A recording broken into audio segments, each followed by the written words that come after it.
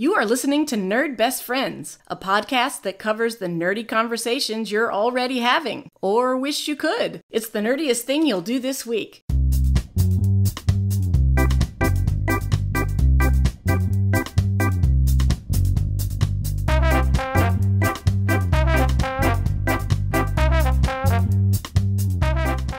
Welcome back to another episode of Nerd Best Friends. I am Analese, and I'm here with my best friend, Rob. Hey, it's me, Rob, your best friend, your super nerd, and your podcast host.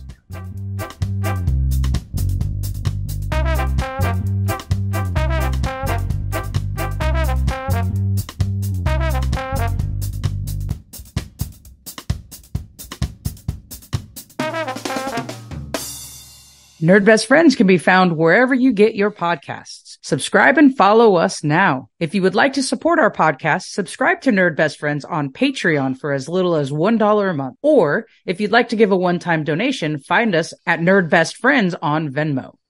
This is episode 43, and our annual segment, I've Seen This Before, brings us two very large nerd communities as we compare Star Wars Episode 4, A New Hope, with Harry Potter and the Sorcerer's Stone. But first, what I like about it. For this episode, what I like about it, I'm going to revisit something I know I've kind of talked about a few times because it keeps coming up, but it's going to be old school D&D novels. And This is a movement or a project that at the time, TSR, which was the company that owned Dungeons and Dragons before Wizards of the Coast, part of their marketing, part of their push for their product was to hire a bunch of authors, fantasy writers, and pump out content. Just make books and make novels. So we're talking very late 70s, very early 80s. Like, this was a way to bring people into the hobby, bring people into the game. It's like, okay, who is our target audience? Nerds that like fantasy stuff. So what can we do to get them involved? Let's just make a bunch of fantasy stuff. These nerds read fantasy books. Let's just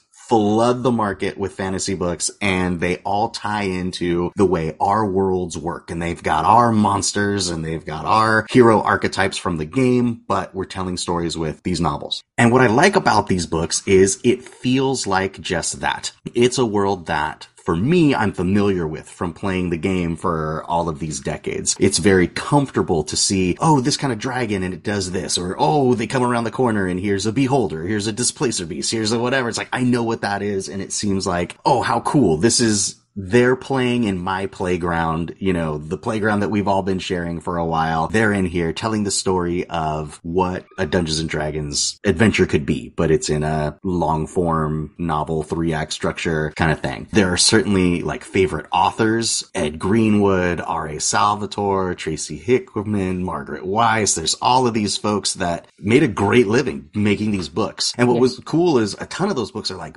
best-selling, you know, novels and stuff, because people were hungry for it at that time. And, you know, it was cool then, but they're cool now because it's fun to see how things haven't changed, or maybe have changed in the game world and in that Dungeons and Dragons realm. You know, sometimes authors really felt like, I would compare it to comic book movies. Remember how comic book movies were a thing, and the more they felt like a comic book, say like the Tobey Maguire Spider-Man movies, or like the really early Batman movies, where it was like, we're trying to bring you the comic book experience in a movie with the way they frame things and shot things. Some of these authors would do the same thing with these books, where you could hear the dice rolling while you're reading it, because it's like, they cast a spell, but they can't cast that spell again, you know, and it's like, oh, because they burnt the spell slot, but they don't say it in that way. But there's effort to make it seem like there's a turn base, and that there's like the rules to the universe and stuff that fit with the rules of the game at those certain times. But then there's also those authors who looked at it the other way, and it was like, you could tell they had a story about a character that they wanted to tell, and they're just putting this other skin on top of it. But it was story first, game world after. So you kind of go back and forth on those. But going back now and seeing like, man,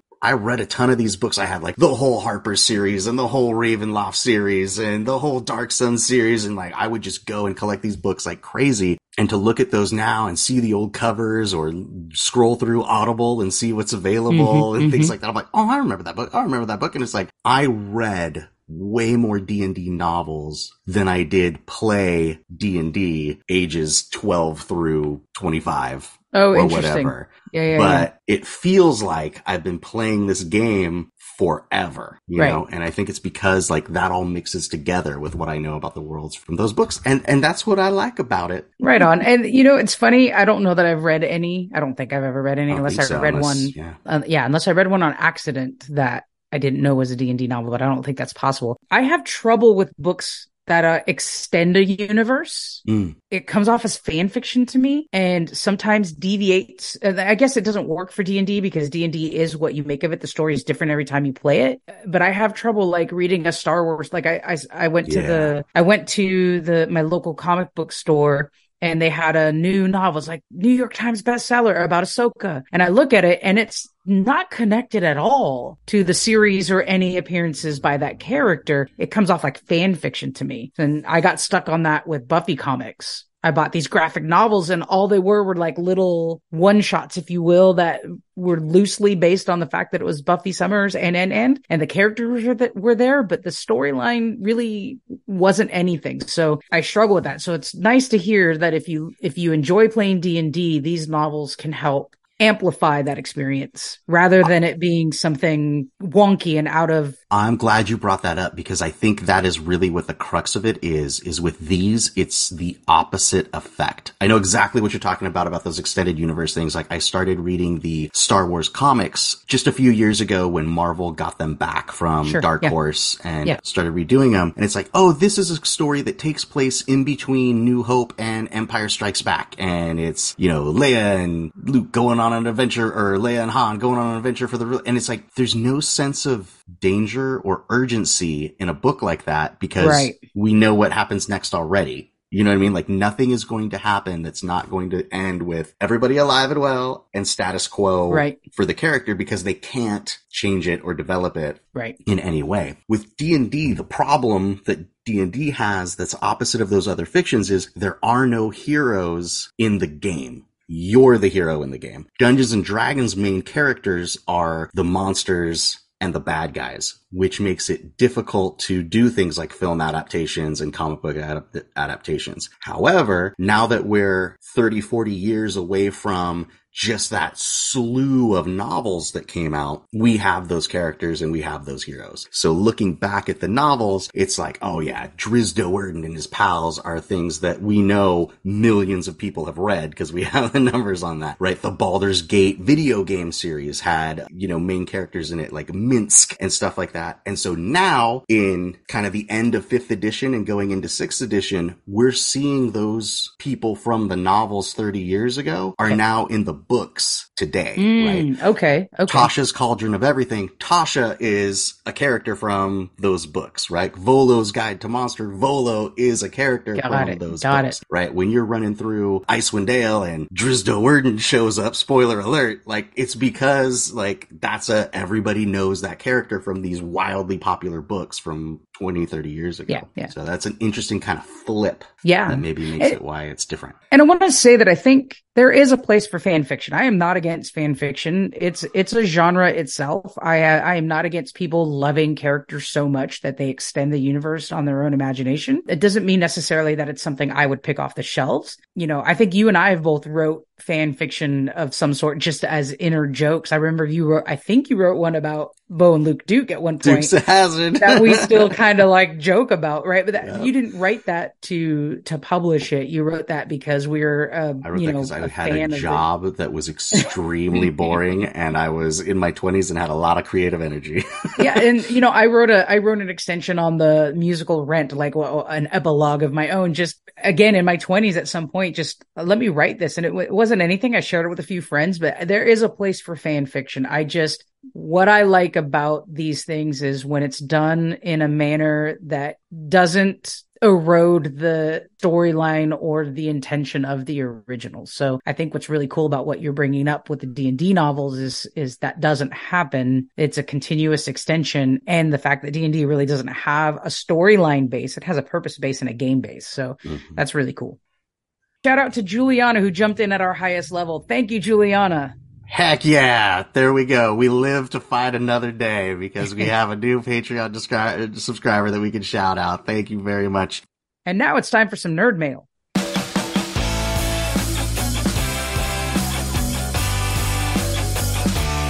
Nerd mail.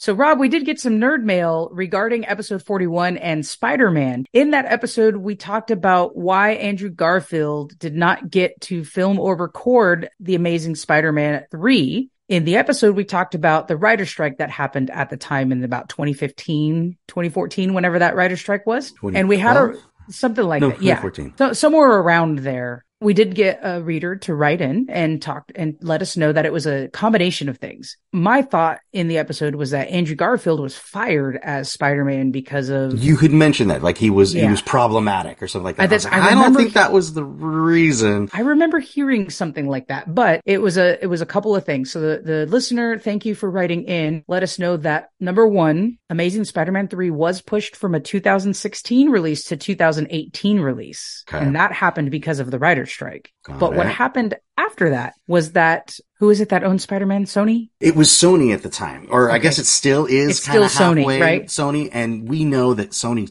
sucks.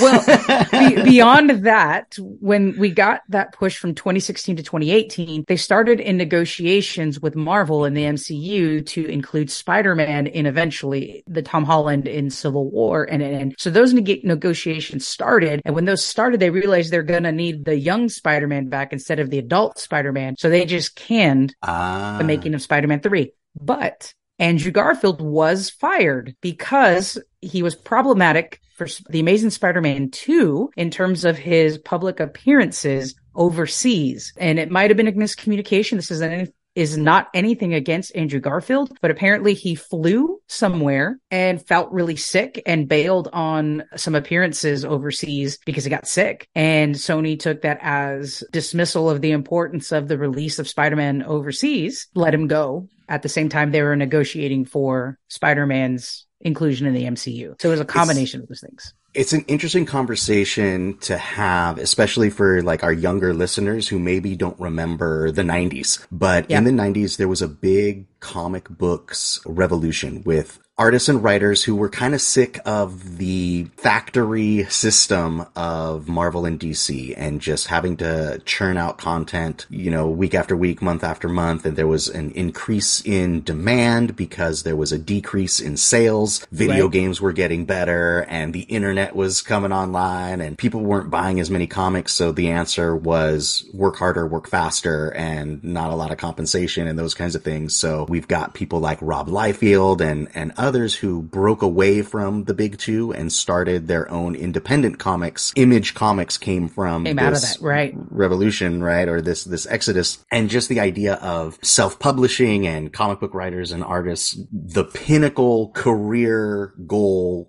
no longer had to be drawing backgrounds for Spider-Man, right? It could be like, no, I can do my own thing and someone will pick it up. There's more publishers now, etc. And so with that loss from Marvel went bankrupt at one point because in the early 90s, because they weren't selling as many comic books, which meant they weren't selling as many action figures and these kinds of things. And they had set themselves up just to have a lot. When things were good in the 70s and 80s, they expanded, and then that crashed. And part of that bankruptcy thing was selling off some of their IP in order to stay in business. And so Sony bought the rights to Spider-Man and all of the characters in and around surrounding Spider-Man, as well as Fantastic Four and all of the characters and things surrounding Fantastic Four. They were excited about it when it happened. That's when we got those Tobey Maguire Spider-Man movies, which were big budget, which were huge. And at the time, everybody was like, this is awesome. This is exactly what we needed. Like Spider-Man on the big screen looking good for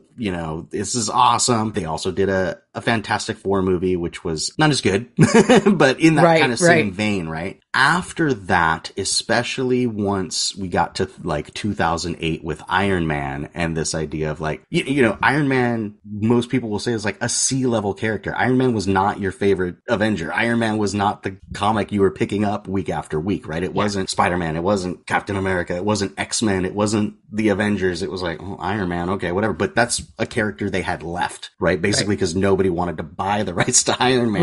Right. And they turned that movie into something awesome. And And so once that was that success, Marvel and now Disney was like, well, we need to get those characters back. We need to start soaking up all that stuff that we got rid of and bring it in order to not lose the rights that they have, Sony that is. They have to keep using those characters. They have to show that they're using and making money with this IP in order to have whatever the law, copyright ownership laws are, is like, you can't just sit on something and hoard it away. You have to keep using it. And so that's why we get crap sometimes out of the Sony movie experience, right? That's why we get like really bad Fantastic Four movies where it's like, it's not really meant for anybody to fall in love with and watch. It's just to show that they're using it so they can hang on to the IP. Same thing with the Spider-Man characters that they're hanging on to. Morbius, Venom, Carnage. These movies will come out and all their goal is to make their money back, or a little bit more would be nice, but it's so that they can keep their foot in the door on that Marvel stuff. So that when Disney Marvel wants to use Venom in the next Spider-Man movie, they gotta pay up to Sony. They gotta pay. Hey, clearly we're using it. We just had a Venom movie 3 years ago. That kind of thing. So there's still this back and forth push and pull from those 90s days of Marvel going bankrupt. Yeah, and those negotiations after the success of the Tobey Maguire Spider-Man, and then you had this lull in between, and then you have the success of the early Marvel Universe films like Iron Man. Then they bring out The Amazing Spider-Man with Andrew Garfield, which, as we talked about in that episode, covers older years, more young adult years of Spider-Man and Peter Parker. They never make that third. Negotiations happen. Andrew Garfield bails on some things, and that's why that third one was never made. And then we get Tom Holland hired to play Spider-Man in Civil War in that first appearance. There's a multiverse. There's another universe where Sony did a really good job and hired the right people and made awesome Spider-Man and extended universe movies, but it was not this one. No, it's somewhere else. Somewhere in the Spider-Verse is some of those characters on the animated movie. So I heard from a listener this week as well who was talking about how they were excited about being able to listen to the podcast again. And I was like, oh, because the new season came out? And they said, no, I'm still back in season 2, but I was following you guys. I don't know how she was doing it. She was following us on Anchor somehow. Or is that a way you could do it? You could follow on like an Anchor player? Anchor had its own little app, I believe. And also you could just be on the browser and listen directly on the Anchor browser. Got it. So this was somebody who was doing that. And then, you get behind on your podcast like we all do. I think I've got 100 sitting in mine. But then Anchor crashed and it was Spotify and they were going to go back to Spotify. I think she mentioned she did go to Spotify because they have that for their music or whatever, but they don't, I'm sure there's a way to do it. But this listener was saying it'll put the podcast in front of her that's most popular or has most listens, or there's an algorithm there instead of like when you subscribe, you can listen to in order or whatever it is. And I asked about, because this is an Android user, and I was asking about like, what about like the Google Podcatcher? And she just like, her eyes like got stern. She's like, it's garbage. Like, okay, cool.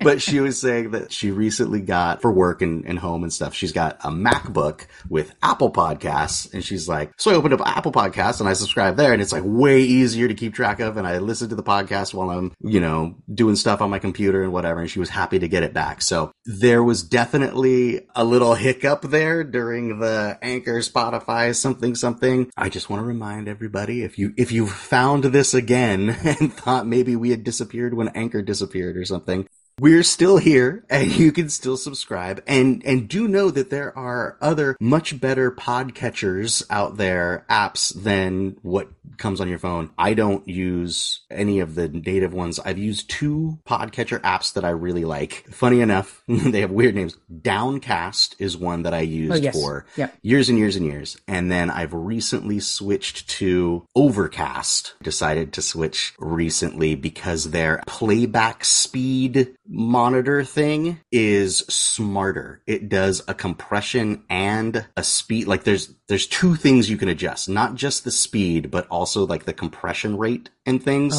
so that you can So it doesn't sound as fast if you're listening to it fast. Although, if you want to listen to it regular speed, like if you're listening to a music podcast and you don't want the music to be screwed up, during the talky parts, it'll still take out the spaces there, but not mess up the music. Like, it's just had a little bit more fiddly functionality, which I'm finding is really cool. But yeah, those are two that I would recommend. Downcast and Overcast are both great podcatchers, and I've never had trouble losing podcasts or having things out of order or any of that ridiculousness. Well, thank you to the listener who brought that to our attention. There's definitely been a change in our algorithm as hosting this podcast as well, and couldn't figure out why. And this makes total sense. When Spotify purchased or bought out Anchor, something switched for us as well. So definitely a good reminder for everyone to click that subscribe button, because it'll make sure you get the most current episodes and that you can listen to them in order. I will say, we are, besides Spotify, we are on Amazon Music, Apple Podcast, Castbox, Google Podcasts, iHeartRadio, Overcast, Pocket Casts, and Radio Public. So maybe we'll look into starting up on Downcast too. We can send them on our RSS and see. As far as like those kind of outside the box ones, Pocket Cast is another one that I've heard that a lot of people use, and they also like. All right, so now on to the episode. Today, Star Wars versus Harry Potter. I've seen this before. Everybody knows this one. We'll let the professionals take it. J.K. Rowling did not write a masterpiece. She wrote Star Wars with sucky lightsabers. Have you ever looked at them side by side? Oh, what do we have here? It's a young, male, orphaned protagonist who, for his own safety, has been sent to live with his aunt and uncle until a mysterious bearded stranger, who's actually the one to deliver him to his aunt and uncle when he was a baby, comes into his life and starts to teach him about this ancient kind of magic. Granted, he's going to learn a lot more about this magic from an older, wiser wizard who's high most of the time. Regardless, his uncle is totally against this magic stuff. He won't even tell him what really happened to his parents. But against his uncle's wishes, he leaves home for the very first time, makes some new friends, meets a pretty, impetuous young girl. And though there will be an odd sexual tension between the two of them throughout, he will only ever love her like a sister while she struggles with the feelings that she has for his best friend, the scruffy comic relief.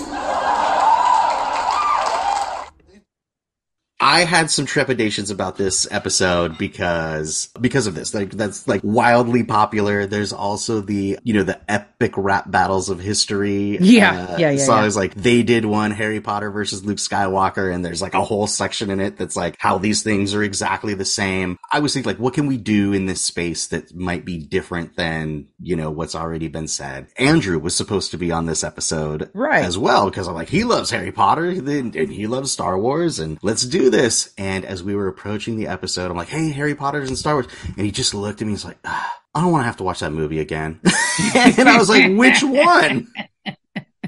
And it was the Harry Potter movie that he was talking about. We had just recently watched Star Wars just randomly. Actually, it wasn't randomly. It was when I had redone the nerd room that I had talked about a few weeks ago or a couple months ago, and had everything set up, and I had the TV in a different place, and I had the backlit, LEDs and stuff. So of course I'm going to put on Star Wars and see how the sound is in the different place and whatever. We got caught just spacing off and watching it instead of doing what we were supposed to do. And he had made the comment at that time. He's like, a lot happens in this movie. He's like, I forgot. Like, they do a lot.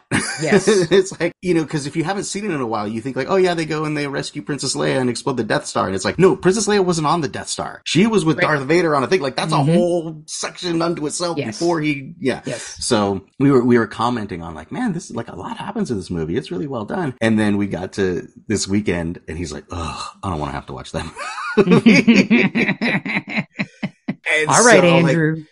So it's like, oh, well, we changed the time for you, and we did this and that, and he's like, I don't want to do that. And I'm like, all right, you mopey teen, what a high school teenager nerd, right? Totally, it reminds me of the same thing. Like, so we record on Sundays. We usually record on Sunday afternoons, but we are recording on a Sunday morning for this episode, right? And I remember when I was 14, 15, 16 years old, and like my dad coming in and being like, hey, today's the day we're cleaning the garage, let's go. And being like, are you kidding? Like, just being an I want to do that.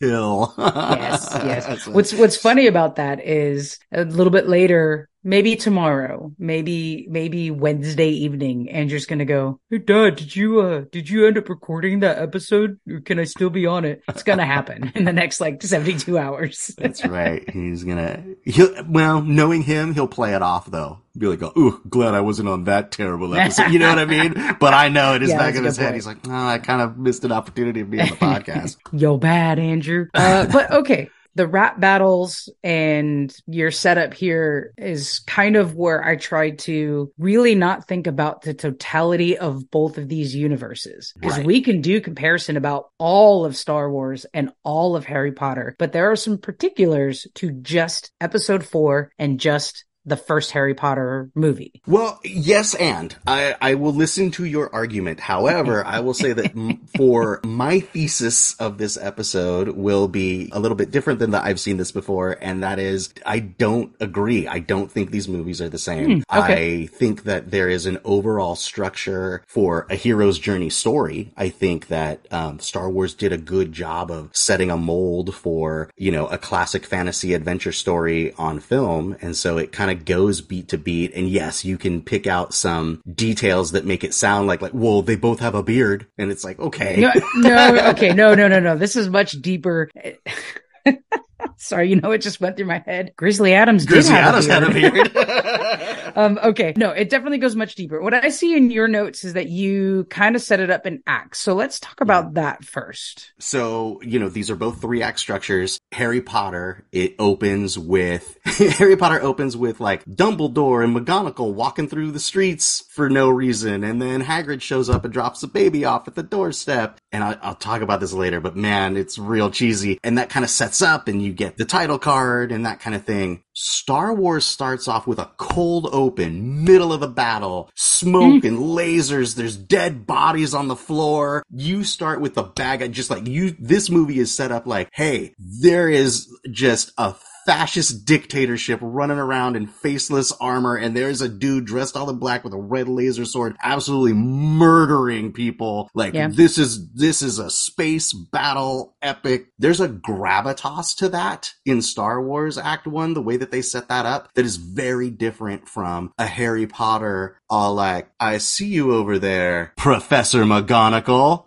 Oh, well, let's walk down the street together, Dumbledore. And then they look at the audience and say, "You remember those names from the books, don't you, kids?" It's not the same. You're right. And part of that is because one big difference in these two title films, Harry Potter is based off a book. And have you ever read the book? I have not.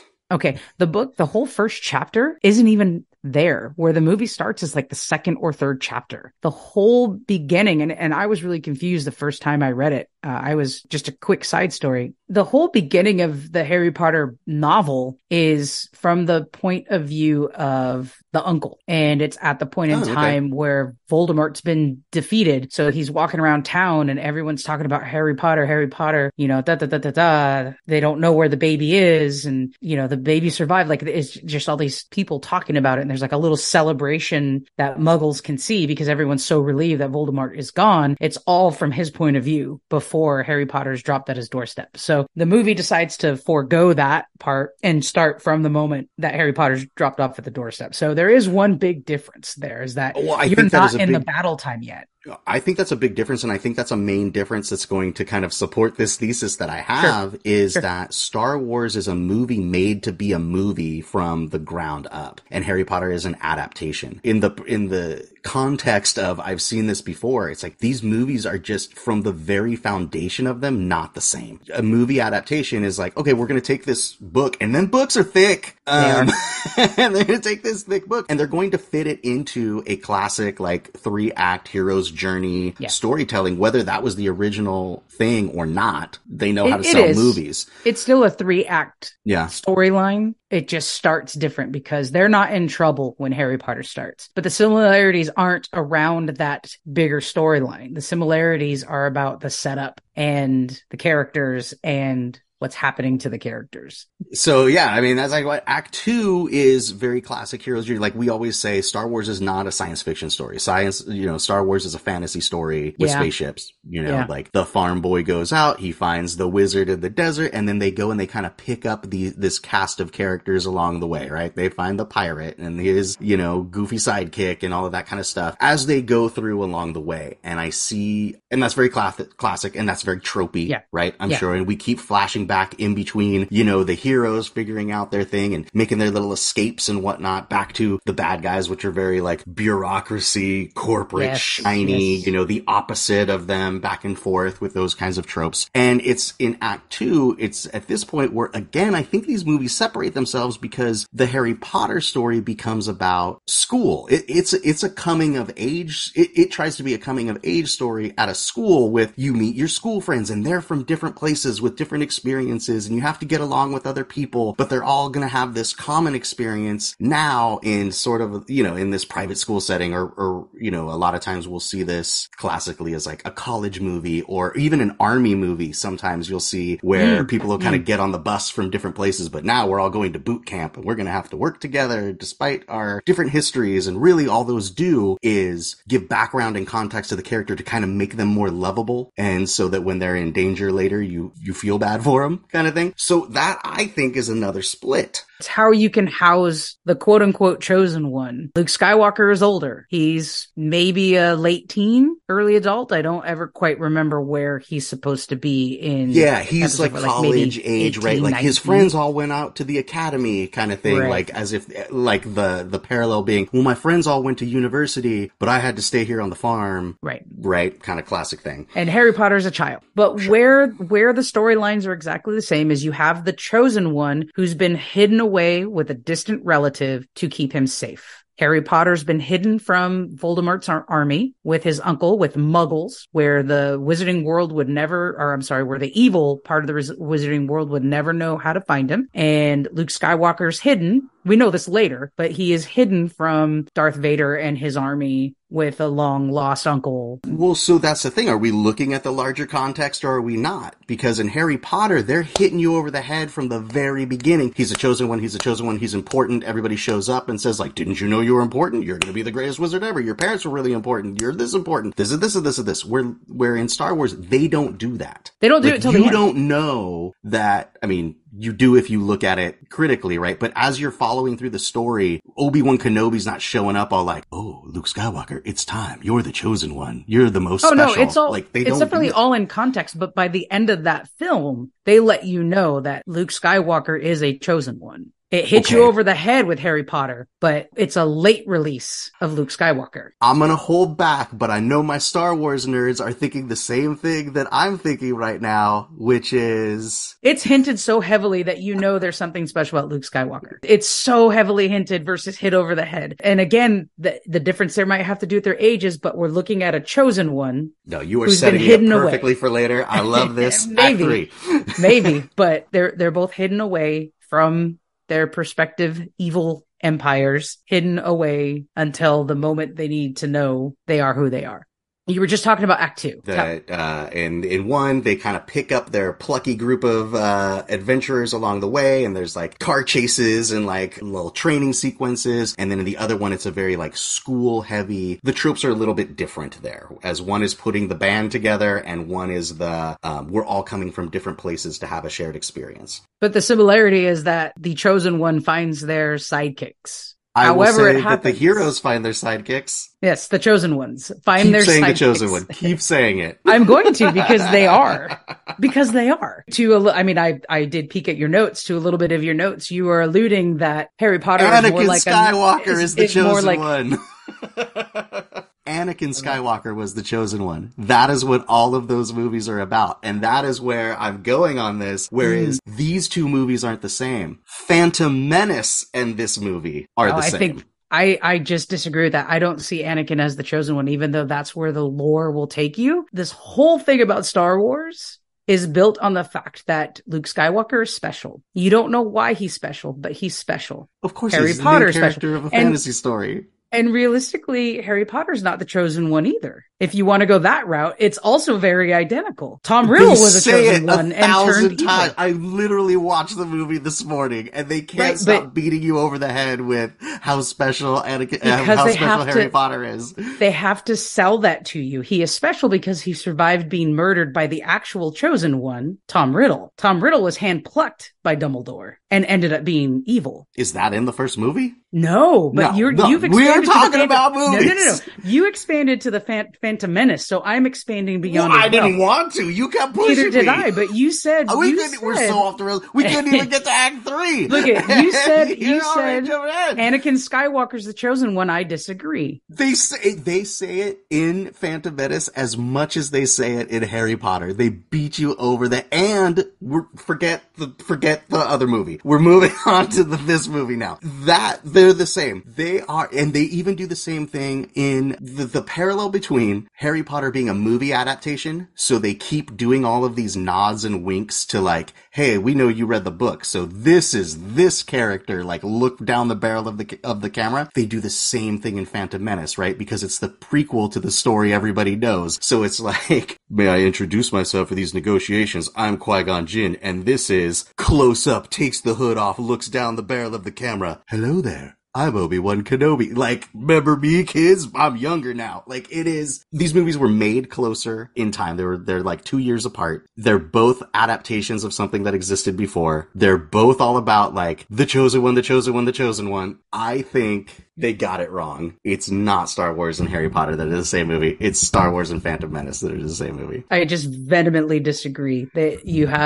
they beat you over the head in Harry Potter, Chosen One. You're saying they beat you over the head, Phantom Menace, Chosen One. They are leading you down a story path to learn more later. That's why I disagree. I don't think Anakin Skywalker's a chosen one. Star Wars is an adventure story where people are getting blown up, they're dying, they're getting chopped up by lightsabers, there's dead bodies and smoke everywhere. In Phantom Menace, there's like a kid. That's what I call pod racing. Like, pod racing and Quidditch are the same. Quidditch and the trench run are not the same. No, and they're not intended to be, right? I've seen this before, was never about the minute details of how the journey begins and ends. It's the same tropes. You have the chosen one. You have the hero, if we want to use your term, who's been hidden away from the evil empires. The evil empires themselves are on different paths. You have to actually go to the bigger universe of both of these to get the parallels of those, because you have Darth Vader's empire and you have the Death Eaters in Voldemort's Death Eaters. You have this whole army of bad guys. They don't come. Those blow up battles don't come. They're all secret-y. Like, they don't do anything in Harry Potter. They do. That's where you're not having read the books or maybe seen every movie.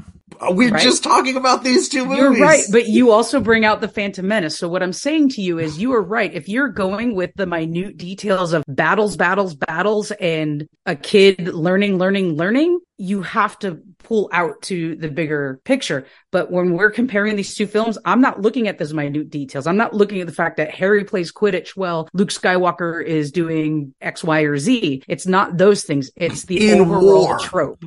Well, it's the overall trope, right? You have the hero. It's nothing more special than a hero's journey. What's the difference of that than the freaking Pirates of the Caribbean? What's the difference between that and Treasure Island? What's it like? Those are two pirate movies. I don't know except we chose these two movies to compare that I've seen this before. We chose these two movies to compare because it's such a popular thing. It's like everybody says, like, because there's the comedian that talks about it. There's the rabbit. Like, this is a thing where, like, oh, Harry Potter is just a ripoff of Star Wars. He's Luke Skywalker, blah, blah, blah, blah, blah. Like, that's a very popular thing. And so I feel like we're saying no. I'm saying no. I think people are wrong. I think just because something's popular doesn't make it true. I'm saying that's not why we chose these two, because we chose these two because they have the most amount of similarities. Because you're right. And we get to this every time we do this episode. Actually, you and Andrew got on my case for bringing in, I don't even remember, on our part 2. Okay. Right? So yes. I wasn't, you pushed me. Tropes are tropes, but we're focusing on these two. You have the hero or the chosen one, whichever term you want to use to describe, they're hidden away from their evil empires. Yes, one is in the middle of battle. One is the really bad guy doesn't come until the end of the movie. In the first place, to be an evil empire, you got to be out there being a fascist, taking over things. Rob, he starts basically dead. His army is hidden in this first film. Right. That's not the same as Star Wars. But that doesn't mean that their journeys aren't the same. Just because one's in the middle of battle and one is while the battle is waiting to happen. That means this first film is so similar in terms of that hero's journey, except that we're not going to put an 11-year-old in the middle of the battles. Like one of the criticisms about Harry Potter is that they were written for kids, but the author chose to age the story with the kids over the span of decade or whatever that the books and the films came out. So as you move along and the kids get older and Voldemort comes back and Voldemort's army comes back and they are destructing, you want all of those battle scenes, it exists later. So Harry's timeline is a little bit slower, but this film by itself from start to finish has those tropes of boom, this, boom, you find your sidekicks, boom, good versus evil. Right? These are tropes. That's why I've seen this is every movie. Boom. Yes, but these are the two that we chose to talk about this film. There's nothing special. There's gotta lightsabers be more than versus wands. Boom. We can't get to the army because it's later. Good army and bad army. Look at the mentors. Luke Skywalker's mentor is Obi-Wan Kenobi, right? He brings them into starting to learn about the Force. Obi-Wan Kenobi, reluctantly, because his father, the actual chosen one, turned out so bad. Meanwhile, you got Hagrid over there like, hey buddy, you're gonna be the greatest wizard ever. Let me goof around with you. Hagrid's not his mentor. Dumbledore's his mentor, who does it reluctantly because he doesn't want him to put him in danger, and he failed at training Tom Riddle, who became Voldemort. Okay. Same movie. They have a beard. And they have it. And they both have beards.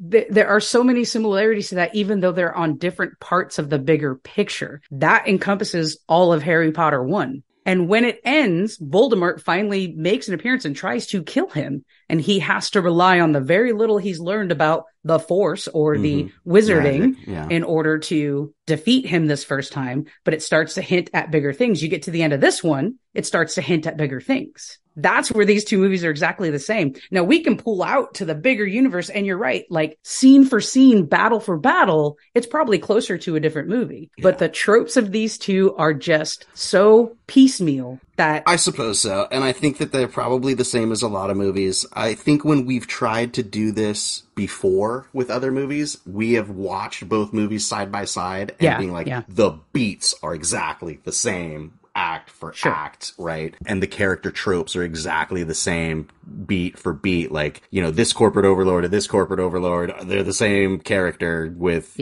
different suits on, you know, those kinds of things. And I don't think that Han Solo and Ron Weasley are not the same character. They're not the same archetype. Not. Right. Definitely not. Ron Weasley's more like R2D2 or maybe so.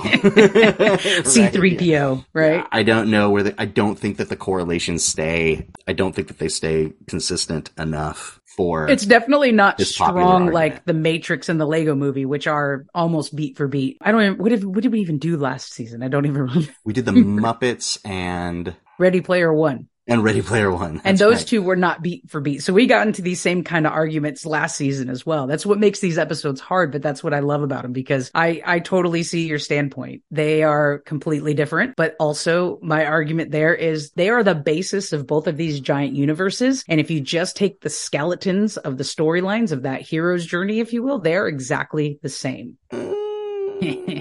I just don't see it. I see the Harry Potter movie as a movie that is it's a cookie cutter adaptation that was done, like granted it was done 30 years after this, 20 something years after something like Star Wars. Yeah. So there's a lot more of like, this is what a Hollywood movie looks like. This is, you know, they know based on the sales of the book, how popular this is going to be. So they put it in a very safe outline. This is what people will recognize. This is what people expect of a movie. We'll spend our money on budget and special effects for the magic, and we'll put together this, I think, very mediocre movie from, I'm sure you would say, awesome source material, where Star Wars is just not that. Star Wars was made as a movie for movie's sake. The dream of the origin of Star Wars was for it to be a awesome movie. The dream of Harry Potter was it was a great book. I'm gonna actually here. Star Wars was written as a series of 9 short stories by George Lucas. George Lucas is a filmmaker. Right. But I'm not saying he wrote a book. I'm saying he wrote 9 stories. 9. He wrote episodes 1 through 9 sometime in the 70s. Sure. When he got the green light to make a film, he chose 4 because it's same reason it could fit in this neat, pretty box of what a film could be in a popular format. Now, he bucked society. He broke all the rules. That movie is special for a reason. He knew he was doing that. But the storyline's a neat, pretty box that he can use, that hero's journey. I mean, obviously, any filmmaker, anybody who's going to make something is going to write it down first and, like, flesh out that story. Like, it wasn't a published thing.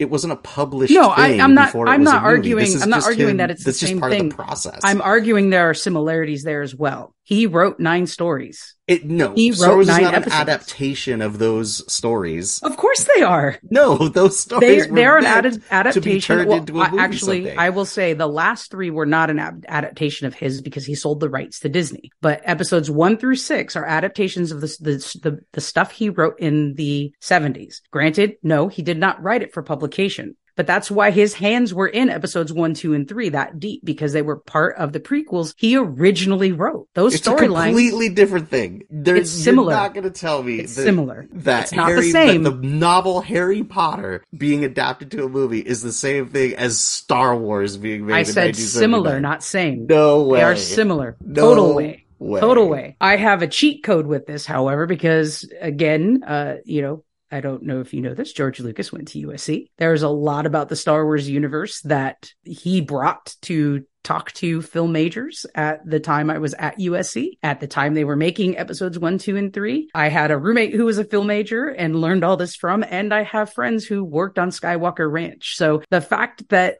I can say they are similar, but not the same, I truly, truly mean that with, if you will, insider information. These stories were fleshed out by George Lucas, not published. They were not popular books. He still did all the things imaginative. I'm still giving him credit for bucking the system, right? Everyone in the 70s was like, there's no story that has ever been told like this before. Doesn't mean that it wasn't still an adaptation of something he had written in a long series of things with intention of going from point A to point Z. That thought process was still there. I am not saying they're exactly the same, but there are some similarities there. He chose the story that would be most popular to tell. I would say that it is a known idea that the way billionaire George Lucas in the 90s tells the story versus the first-hand accounts of what was actually going on in the 70s have evolved and changed a little over time. However, I would also recommend, since we're talking about George Lucas, is the book How Star Wars Conquered the Universe, or How Star Wars Took Over the Universe, or let me look it up because it's really good.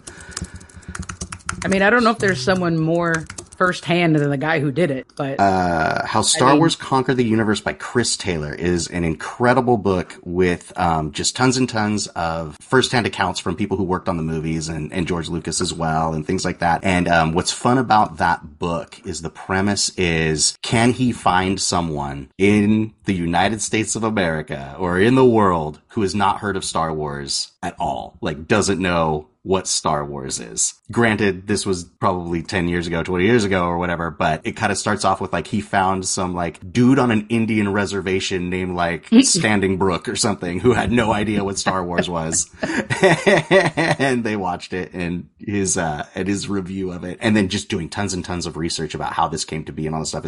It's the best Star Wars book I've ever read, and I would recommend it to our listeners. But anyway, yes, there's a lot of that stuff in there as well, as far as like the story evolving and those kinds of things. But it also, because it's not a George Lucas fluff piece by any means. There's definitely a lot of stuff about George Lucas, and even goes into like his anti-union stances and things like that. But Harry Potter was a successful book first. That means everything. That's what I'm saying. They're similar, but not the same, right? And the adaptations from the books to the movies is a whole different thing we can talk about. I don't mind the adaptations. I think they cut out some of the fluff that doesn't need to be brought to the film. Obviously, yes, they didn't take as much of a gamble making Harry Potter 1, because by that point 3 books had come out or so, 2 or 3 books had come out, and they were super popular. So yeah, the gamble's not there. No, but we're not talking about the worldwide success of the films themselves. We're talking about just that pared down hero's journey chosen one between these two. And then when you expand out to the universe, there are more and fewer similarities.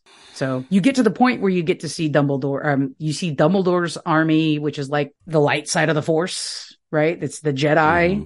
And then you get Voldemort's Death Eaters, which are like closer to Darth Vader's empire than the other ones in episodes 1, 2, and 3, and 7, 8, 9. Similarities, but also they're all tropes, right? For sure. I don't think it's as close as everyone would like you to believe. I think one is a book adaptation and one is a World War II hero journey space opera movie. Yeah, the only difference is they found Luke Skywalker where Harry Potter 5 or 6 would be. They found him older, right in the middle of the battle. If you start Harry Potter at 5 or 6, the similarities would feel better in your brain. You mean if they found Luke Skywalker at like 5 or 6? Like no. Kid? If they found Harry Potter at book 5 or 6. Oh, at book 5 or 6. I thought you meant age 5 or 6. No. We see him as a baby. If they bring Luke Skywalker in before Darth Vader becomes super not popular, super powerful, when he's first trying to put together his army and his empire, they bring Luke Skywalker in at 11, then you're talking about a bit more age similarity. But in terms of just this pare down story of we find the chosen one hidden with family, they don't know that they're this like special thing and they have to be spoon fed it in different ways. They get a mentor who mentored the evil guy and are reluctant to mentor them. They get some sort of battle magic. They get tested towards that first film to set up the rest of the films. I've seen it before. I don't see it. Especially with the Harry Potter, knowing that it was going to be a huge thing from the get-go, knowing where it was going. And I think almost to its detriment with like I would say, like they just hit you over the head so many times. Like, this is coming, he's special. Don't talk about this guy. This is the other thing that's coming. Because they know they have a multiple movie plan out for this where... Well, I would argue that's not the case. There's never a guarantee the movies are going to be popular. We've seen plenty of book adaptation movies that are not popular. So they still took, it was Harry less of a Potter risk. Was too big to fail. Not necessarily. It could have been a bad movie, and you know that. I think it kind of was a bad movie. Well, it's definitely not. I mean, the first book and the first film, they are what they are. They are setting up a larger story, right? And they're they're so young. You can't go to the dark places Harry Potter eventually goes. That Star Wars has the affordability to do so because Luke's a little bit more of an adult. Because it's different. But their journeys are the same.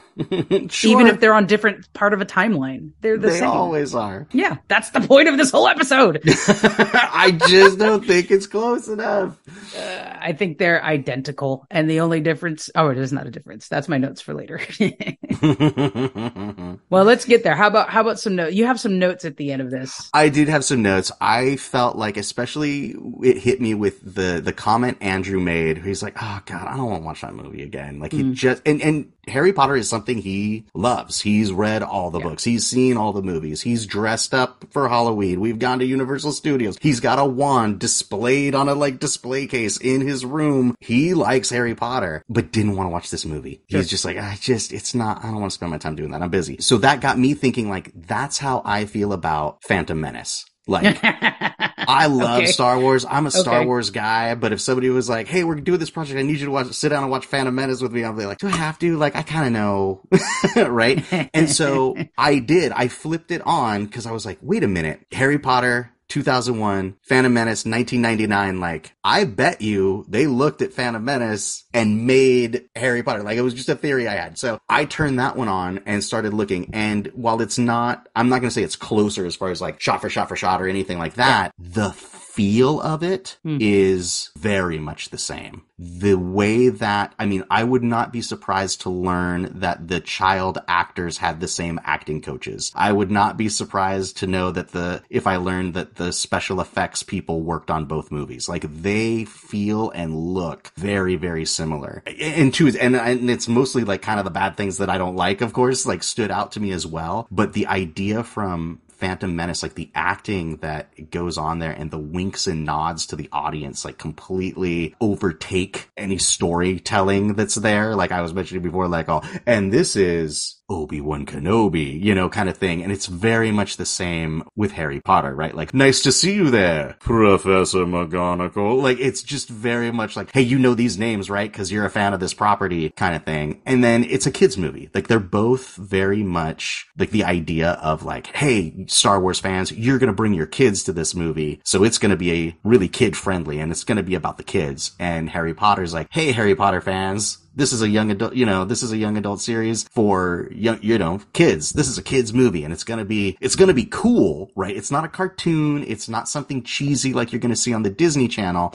Like, it's a real movie, but the kids are the focus. That's how both of those movies are. They were just at a disadvantage making the Phantom Menace. They were, because Star Wars was so insanely popular. They waited 20 years between the films, which was also a mistake. Mm-hmm. But the disadvantage is you have to meet Anakin as young. You already know where he's going. And they had to try to make a story believable that he had a chance of being good, right? And that's where those first three movies fail, right? They try so hard to make it that the stakes aren't very high and that he has a chance of not being Darth Vader, but we all know where that's ending up. And I think that's where those stories really failed to be told well. That's what makes those three movies so hard to watch. It's so much bureaucracy, and it's so much like so many scenes of sitting in rooms with the stakeholders of the Force and talking about how scared they are. They do more talking about how scared they are for Anakin's flashes of darkness. He's the chosen one. He's the chosen one. He's the chosen one. Blah blah blah. Yeah, it's annoying. So yeah, they're a bit of a disadvantage, and I think they told the story in a manner that maybe wouldn't have been the case if they started with episode 1, which also may not have been as popular as a movie, which is why George Lucas chose 4 to start and with. that would have been a way bigger risk than starting with Harry Potter book 1, because there wasn't that it had to be super slow. Best-selling. Yeah. Finding them at different times makes a big difference. It's just the timelines of where the stories were told. And I would agree, like, book 1, I read once. Mm-hmm. I do have the audiobook. I put it on to fall asleep to. That's more Jim Dale's voice than the story, but also there's not a lot of action in book 1 that would be told in an excited manner that would like wake me up or like spark my energy. The first movie for me is one, like you were saying, like you were turning on Star Wars just to have it playing and testing it out. I would put Harry Potter on while I'm cleaning the house as just background noise because there's not a lot that's going to catch my attention. It is definitely not a film that I would go back and watch, but I would say the same about Star Wars. And there's one big reason why. Mm-hmm. Luke Skywalker's so annoying in Star Wars. He is a whiny little This is so funny because I feel the same way about Anakin Skywalker. Same, yes. Like, I can't stand baby Anakin. I can't stand Hayden Christensen Skywalker. Like, they bug the hell out of me. Yes. And I don't know what, like, we all know that Mark Hamill is a pretty good actor and he nails he hits it out of the park as Luke Skywalker. There's not another person I think they could have pulled out of nowhere to have played Luke Skywalker, but whatever they told him, whatever George Lucas told him to start this film, he is just whiny and unbearable. Oh, but Uncle, I have to and you're like, I don't see it that way. Bro. I mean, I see him as a complaining teenager. Oh, it's so bad. But like the voice doesn't grate on me. Like the 100%. Anakin Skywalker kid voice like 100%. Grates on me. I don't get it. I think but C-3PO, like, I think maybe his motorcycle accident like knocked some sense into him to use his man voice when he got to episode 5. But is it overacting? Is it just bad direction of him trying to portray being a disengaged teenager kind of thing? Or if I had to guess based off what I know, Yeah. I think George Lucas kind of hinted at where Luke Skywalker goes. So we wanted a real big difference between this to where you get to him dressed in the black robes and training with Yoda. Well, I would say, do you see it even in that movie? Because I always think about, like, for Star Wars, there was no guarantee there would be another one. Like, Star Wars wraps up with a big award ceremony. Like, it is a standalone piece. Yeah. And I think that within that, like, to see him start out as this, whiny farm kid, which he is whiny. Like, it doesn't bother me because I know he's supposed to be whiny. So bad. Right? He's this whiny farm kid and then ends up as, like, the most important person in the universe. Like, I feel like there's a change from Act 1 to Act 3 with him. It's a little bit. I feel like it's on purpose, so it doesn't bother me. He talks less because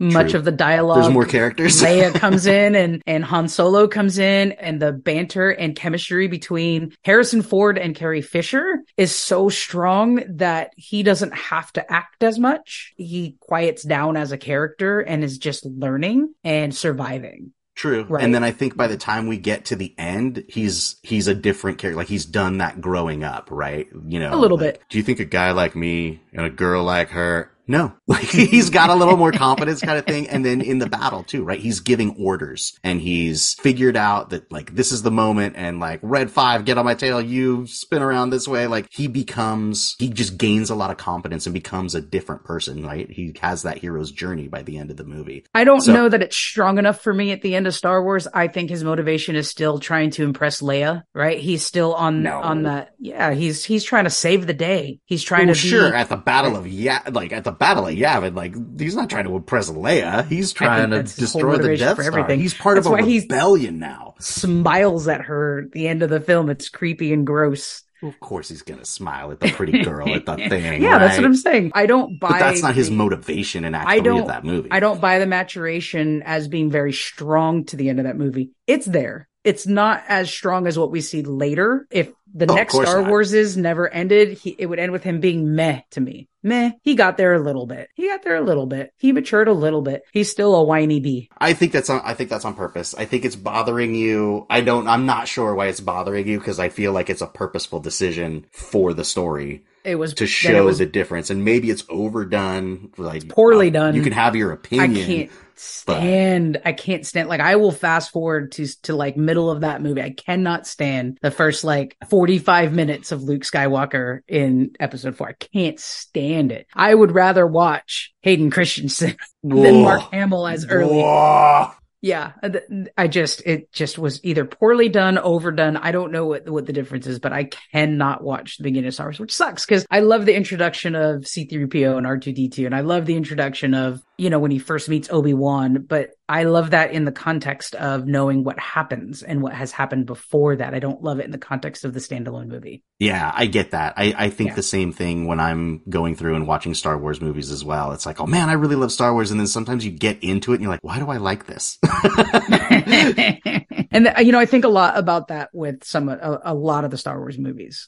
I got to really pay attention to this, and there's all these notes about what happened before and what happened then, and they're talking, and sometimes it just loses me. So let's bookend this conversation then to what we're talking about at the very beginning with those adaptations, right? I kind of brought in how I love those old Dungeons and Dragons books because it took what exists and then lets other folks play in that world. Yeah. I think some of the best Star Wars we're seeing right now is other people playing in that world. I think Dave Filoni taking what was those prequel movies and turning it into the Clone Wars elevates the art. I think what people are doing with The Mandalorian, right? A throwaway character pretty much in Return of the Jedi now has 3 seasons of a show, right? That's that fan fiction kind of thing that we were talking about earlier, where sometimes it really works. And I think that's where we're at right now when we talk about, like, well, I kind of like the overallness of it more than I like any of the individual original parts. And I've said before, I'll say again, my favorite in the Star Wars universe is Rogue One. And Rogue One is a story. Which is not a George Lucas really it is not production. But you have to know the things to know Yes. why this film needs to exist and what it alludes to at the end. Otherwise, you don't understand why the computerized Princess Leia is there at the end saying hope and giving that last line of the film. You don't know the context of that. And if you don't know the context of why this whole thing needed to happen and why these people needed to die, Rogue One makes no sense as a standalone film. But they tell the story Absolutely. in a manner that it is show, not tell, which is my problem with a lot of the Star Wars movies. It's a lot of tell. And when you get to the show, it doesn't make sense. It's very similar to a few weeks ago or a few episodes ago, we were talking about Spider-Man, and I thought that Andrew did a great job sharing. I think we were talking about like our favorite issues, and he shared a story about Spider-Man in a children's hospital. Right. And it was great. I was like, man, Andrew, you did a great job picking that one. But it's kind of the same thing. Like that story doesn't exist by itself. That story only exists because we have 50 years of Spider-Man. Right. A lot of this stuff that we're loving about Star Wars, or Rogue One in particular, is like, we only love it so much because of everything else we know about that universe. Yes, and the and for me for Rogue One is it's a good story. Things that I love that I've noticed, you are given characters that you can like, love, or hate right away, right? Mm-hmm. And Rogue One, you buy into those characters real fast. You are told the stories in a manner, or you're shown the stories in a manner that you care very quickly what happens to them, and you invest in their stories. I don't get a lot of that all the time with Star Wars because it's so expansive, and they had to pack into some of those episodes, like the main 9 episodes. Sometimes they have to pack so much you don't know to care, or you don't get to love storylines or understand or Boba Fett being one of them, right? Boba Fett was like a surprise loved character, right? Surprised everybody, right? He was a nothing character, as a throwaway character, like you said, and everyone went crazy about Boba Fett. And if you have an original Boba Fett from the 80s, you're a very wealthy person. So there's some of those surprises that you care about, but for the most part, there's just so much that it becomes hard to consume. And Rogue One, that's not the case. It really gives you a small amount of people. You get some sidekicks that are really a little bit of comedic relief and a little bit of like the Force is a real thing. You know, the blind guy in Rogue One, right? He's a little bit comedic and a little bit necessary for the storyline, and you care about him right away. Exactly. Right. And that doesn't happen in all the Star Wars stuff. Yeah, I think there's also just a modern way of telling those stories 20 years later, where unlike in the early 2000s where we had all those winks and nods, like, I don't know if you felt it, like when you watched Rogue One and like the different robots showed up, or when like Saw Gerrera showed up, right? Those characters maybe are from the Clone Wars, but it didn't feel like, and this is Saw Gerrera. You remember him from the cartoon, right? Like, it doesn't feel that way. It just feels like its own kind of thing. Yeah, just to wrap around back to it, is that you're not seeing a lot of that with Harry Potter, but I also think that's because the author has become problematic to a lot of people because of her stance on transgender. Yeah, so there's not a lot of people who are touching that storyline, which is unfortunate because I think some really great fan fiction type stuff could have come of it. The Cursed Child, Harry Potter, The Cursed Child has become pretty popular. It was written not as a book, but as a play. And so it's live and it sells out all over the world. And that is Epilogue. It is Harry Potter's kid. Yeah. All their kids battling stuff. I don't know much about it because, I haven't read it I haven't seen it. So, but I do know it's like Epilogue. It's like episode 7, 8, 9. And the like Fantastic Beasts thing. Well, this is what's interesting. It's different because that's not part of the Harry Potter universe. So, okay. I mean, it's not part of the Harry Potter storyline. So Fantastic Beasts is a book that Harry Potter has to buy for one of his classes. So that Fantastic Beasts storyline follows the author of that book, loosely related to the Harry Potter storyline. And it's stuff that happens before Harry Potter has to buy that book. It goes a little bit different direction, Fantastic Beasts. And that's the like, and there was is the author that's like the Grimdelschmier. Oh, so they have that storyline. You learn a backstory to Dumbledore after his death, and Harry learns about this backstory of Dumbledore. So what they did was connect the author of Fantastic Beasts to that storyline. So you see Grimwald is okay. Okay. It's okay. I haven't seen the most recent one, the third of the line. I do remember they did a better job at these three than episodes 1, 2, and 3. It's a little bit more interesting than that because it's not, this is Anakin Skywalker, meet Obi-Wan Kenobi. It's so bad. And why did they shoehorn three 3PO in there? I hate it. Yeah. So it's not as like down your throat. As episodes 1, 2, and 3, they're okay. They tell that story that you learn about in books like 6 and 7.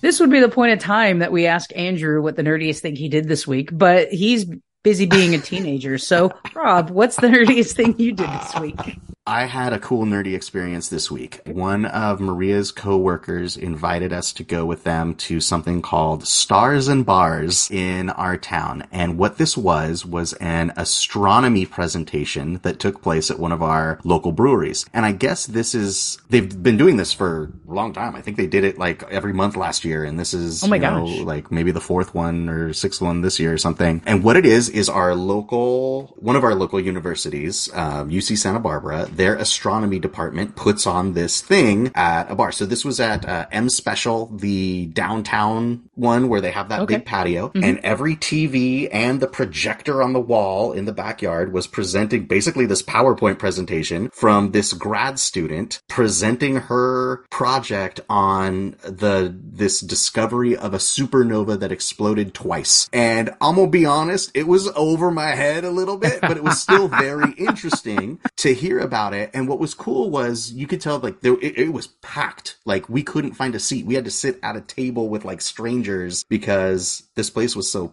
packed. Wow. And a lot of people there, you could tell, were other astronomy students, right? Like this is a grad student and she's presenting on this project that she's doing, and there's other kind of older college age people in the back like cheering and like whooping her on and kind of stuff, which is totally fun to see about this dry astronomy project.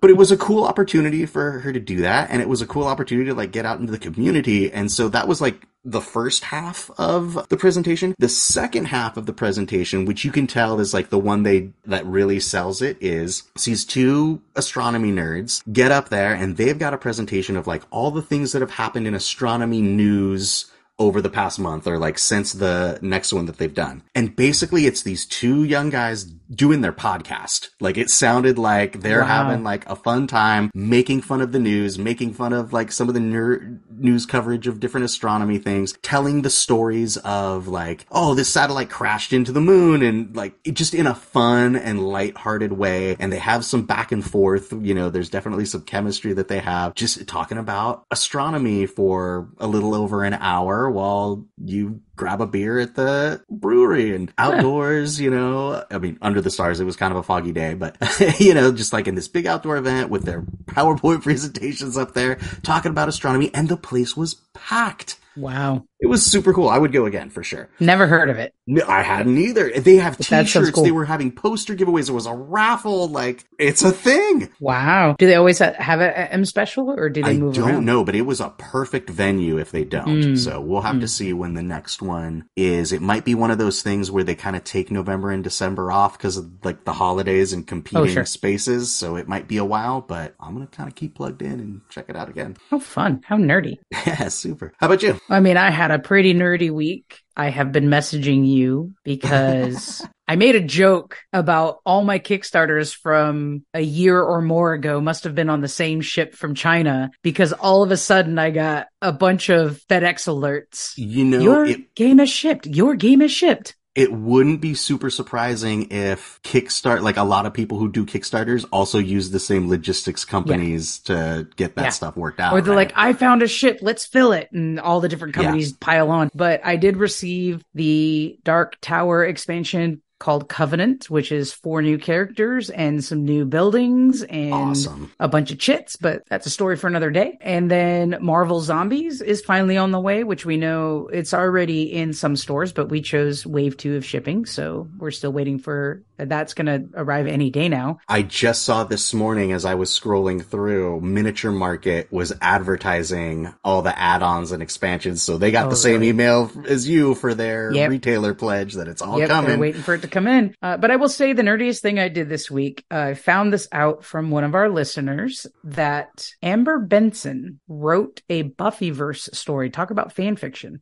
Amber Benson played Tara, Willow's girlfriend on Buffy the Vampire Slayer, and wrote a story that starts a little bit after where the TV series ended, which means the comic book seasons 8, 9, 10, 11 don't exist with this story that she wrote. Makes sense. It's a good place to start, just like the comic books also chose that place to start. It's like, so what happens next? Yeah. Exactly. They made an audiobook that stars Charisma Carpenter, Emma Caulfield, who played Anya, Anthony Stewart Head comes back as Giles, Juliet Landau as Drusilla, James Marsters as Spike, and then some new characters. And in this audio drama, yes, this audio series, Charisma Carpenter as Cordelia comes from a different universe in which Buffy Summers never existed, and and Cordelia is the Slayer. All right, okay. And Buffy's off somewhere because she's given the powers to all the Slayers. So she's off somewhere. And because they couldn't get the actress to come reprise her role? Who knows? Who knows if that's but that's how the story was written. What it sounds like to me. At first, I don't think Amber Benson would write that way, first of all. Like, she's written a lot of stuff for Buffy post being in the show. I don't know the purpose of it. I have not listened to the entire series yet. At first, I was a little bit grumpy about it. Like, Spike dies at the end of season 7. I don't care if Angel brings him back. Spike should be dead. I don't get it, blah, blah, blah. I get a little cranky about fan fiction when it really deviates from the actual storylines, but I can forgive it. It's a pretty good story so far. I'm not very deep into it, but I was very excited to go back to Audible, download it. I'm listening, and it's my good old characters from my favorite show of all time. So, how's James Marsters doing? Is he spiking it up? Is he hitting it hard, chewing up that scenery? It's a little much to start, but I think he's so far, as I'm mostly done with the first episode, he's settling into who Spike is. But then there's a reason why it's a little much to start, and I don't want to give it away for people who haven't listened yet. So it starts a little like, this is weird Spike, and then there's a reason why it's weird Spike at the beginning. So it settles down and settles into the storyline, and Cordelia coming in as the Slayer, saying, "Who's this Buffy Summers everyone's talking about?" is pretty good. It's a good listen for Buffy fans. Proud of Amber Benson for writing it. I'm proud of these characters for coming back, because they could all just say, no, thank you, we don't want to reprise those characters, and they're doing it. It's good that they're having fun.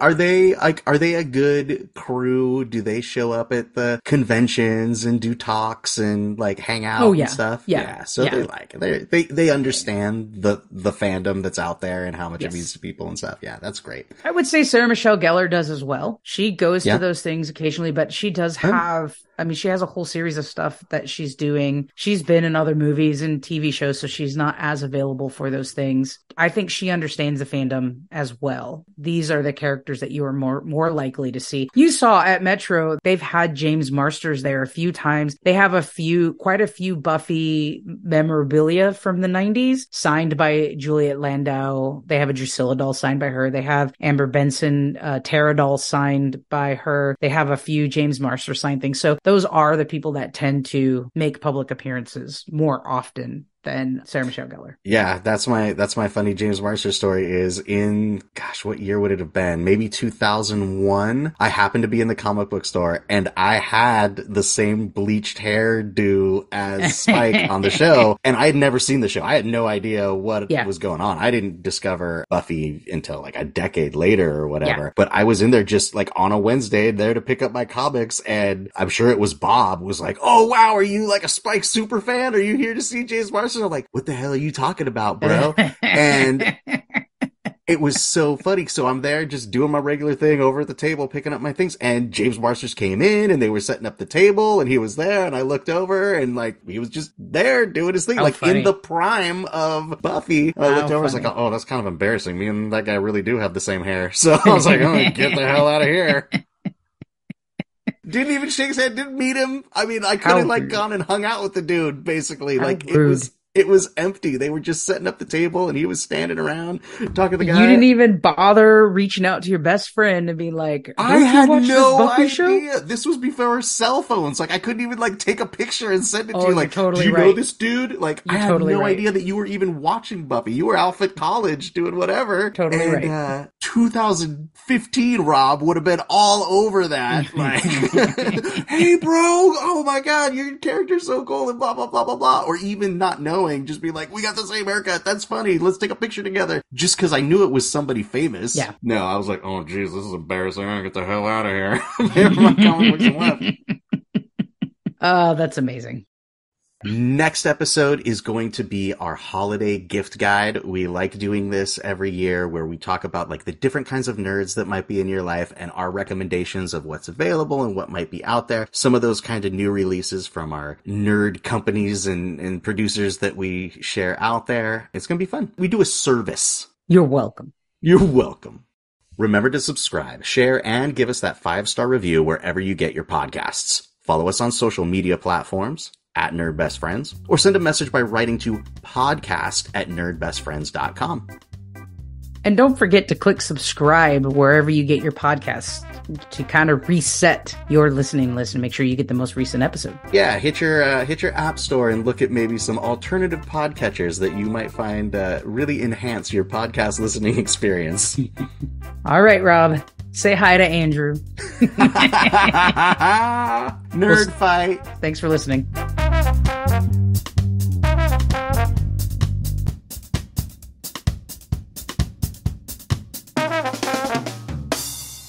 Anyway, That's it. man, that was a great nerd fight episode.